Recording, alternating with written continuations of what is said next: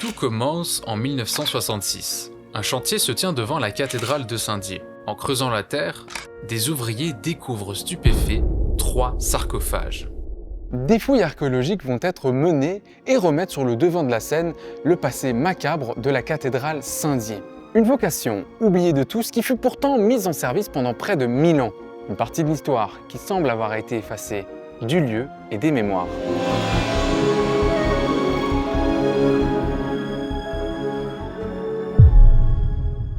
C'est donc en 1966 qu'on trouve ces 3 sarcophages qui sont devant l'église.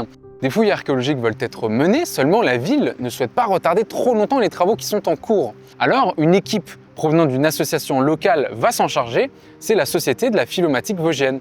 En seulement une semaine, ils vont devoir mener les recherches et rappeler la fonction principale qu'ont tenue les édifices de culte pendant longtemps, c'est-à-dire un lieu où on enterre les morts.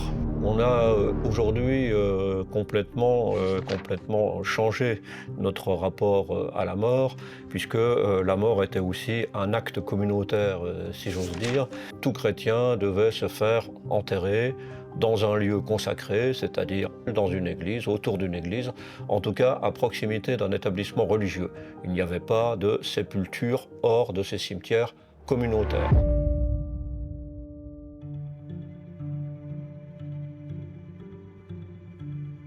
Ce qui est génial en venant ici, c'est qu'on peut nous-mêmes observer ce que la Société de la Philomatique Vosgienne a pu déterrer. Alors parmi les 3 sarcophages, il y en a un qu'on va voir qui est quasi intact.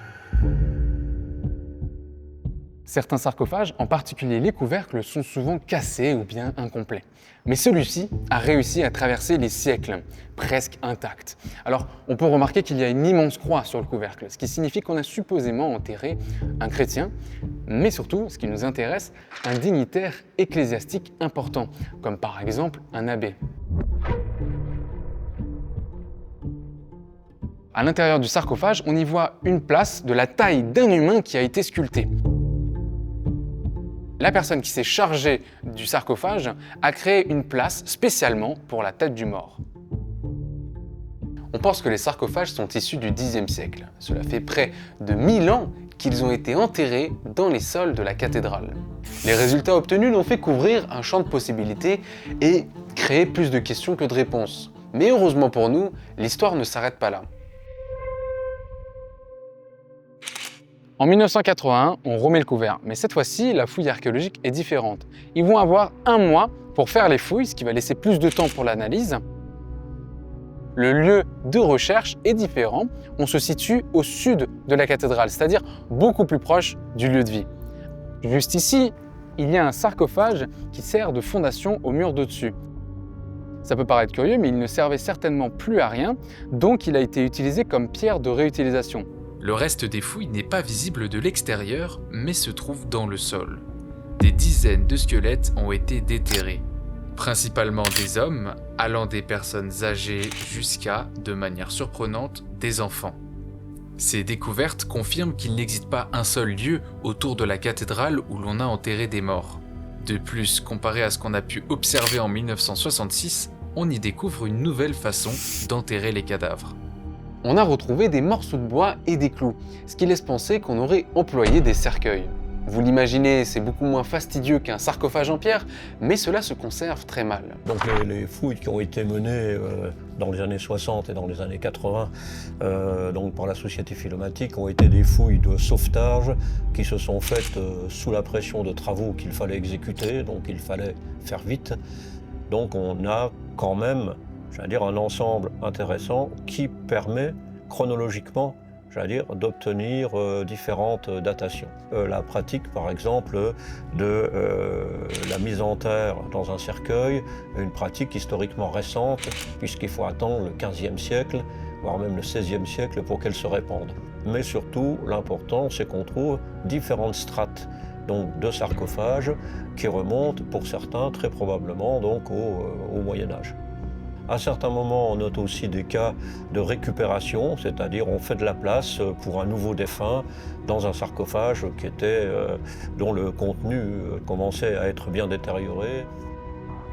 Depuis 1981, aucune nouvelle fouille archéologique n'a été réalisée dans la cathédrale Saint-Dié. Pourtant, s'il existe un lieu qui en aurait grand besoin, c'est son cloître.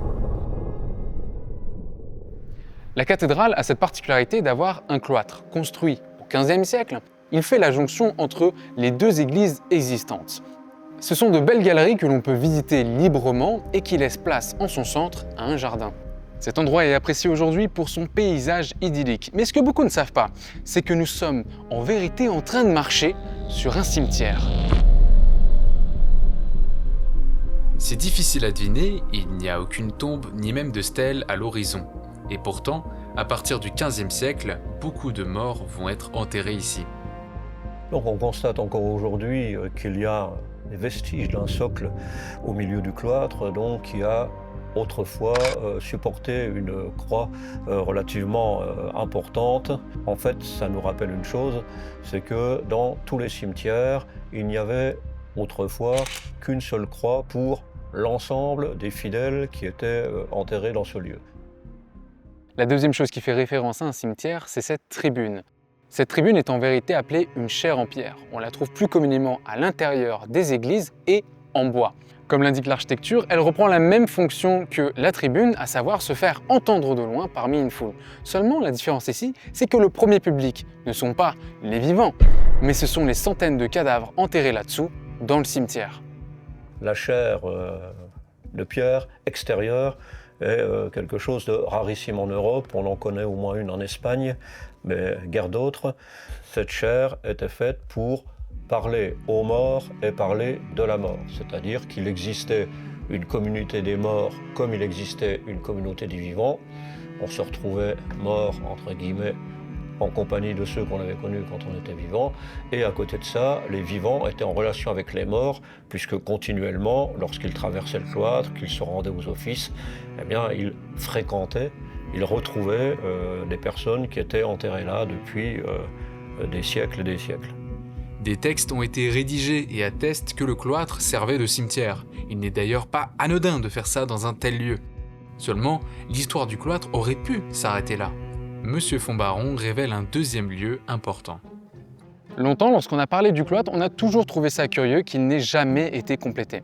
La galerie ouest, on peut le voir, elle détonne complètement du reste. On ne retrouve pas ces belles arcades en pierre qui font le charme de l'endroit. Le discours habituel qui justifie cette anomalie, c'est un manque de financement de la part de la communauté de l'église. Seulement, si l'on compare cette galerie aux autres qui lui ressemblent à travers la France, eh bien, on peut proposer une toute autre version. À partir du XVe siècle, on pense que le cloître devient le lieu d'inhumation principal, ce qui fait de lui un cimetière. Seulement, un jour la place vient à manquer, on trouve alors un autre lieu pratique qui ne doit pas être loin pour déplacer les cadavres du cimetière. Ce lieu, c'est la galerie ouest, qu'on va appeler un charnier. Les autres galeries possèdent des voûtes, alors qu'ici, on est sur un plancher en guise de toit. C'est là-dessus qu'on va mettre tous les squelettes. Saint-Dié-des-Vosges n'est pas un cas unique, il n'est pas le seul à avoir un charnier. À travers toute la France, il y en a. Le plus connu, c'est celui de Paris. Voilà, donc la fonction de cloître charnier pour la galerie ouest est maintenant, totalement fondée, surtout si en plus de ça, on se conforme à des comparaisons avec d'autres galeries de cloîtres dans l'ensemble de la France, voire même de l'Allemagne. La question qu'il reste à savoir, c'est comment la fonction de cloître charnier et cimetière a-t-elle pu être oubliée jusqu'à présent? Est-ce une volonté d'effacer le passé ou une amnésie complète de l'histoire du lieu? D'après ce qu'on sait, c'est un lent processus. Le premier changement majeur, c'est la mise en place d'un nouveau cimetière. Le regroupement de tous les morts au sein de la ville devenait un sujet préoccupant au niveau sanitaire. De plus, les habitants de Saint-Dié accusent la communauté de l'église de monopoliser le cimetière dans leurs propres intérêts. Alors en 1782, c'est décidé, on en crée un plus loin, ce qui deviendra le cimetière Carnot. Cette action désaffectera progressivement le cimetière du cloître qui finira par perdre sa vocation. La suite va consister à remettre à neuf le cloître. Par exemple, en 1900, il y a un problème d'eau de pluie qui avait tendance à s'infiltrer dans les fondations des arcades. On décide alors de baisser le niveau du cimetière de 1 mètre en creusant la terre. Ça peut se remarquer à la couleur des pierres. Ici, elles sont plus grisâtres et elles forment un trait rectiligne. C'était donc le niveau précédent parce que pendant des siècles, elles étaient enfouies dans le sol. Seulement, cette manœuvre va coûter beaucoup de savoir puisqu'on va déplacer des mètres cubes de terre sans faire de fouilles archéologiques. Le dernier exemple que j'aimerais vous montrer m'est apparu lorsque j'ai commencé à regarder là où je marchais. Il y a environ 20 ans, il y eut l'effacement des inscriptions sur les pierres qui dallent le sol des galeries. Il se trouve qu'une partie était en fait des pierres tombales. Ici, c'est l'une des dernières où il reste encore des inscriptions. C'est un aménagement de plus qui tend à effacer ce passé historique du cloître de Saint-Dé-des-Vosges. Quand on voit l'évolution du cloître, on a l'impression d'avoir un lieu neuf, dont la vocation serait uniquement, que je qualifierais de chaussée aux moines, entre guillemets, puisqu'on s'attendrait à voir dans les galeries défiler des petits moines rondouillards en train de psalmodier, etc. Le lieu n'avait pas du tout cette importance-là. Le cloître de la cathédrale Saint-Dié est un de ces monuments que l'on peut visiter des dizaines de fois sans jamais en percer tous les mystères. Son histoire reste encore méconnue des visiteurs. Grâce au travail de la Société de la Philomatique Vosgienne, ces récits inédits sont encore possibles. En menant des fouilles archéologiques plus approfondies et prolongées, d'autres réponses pourront émerger.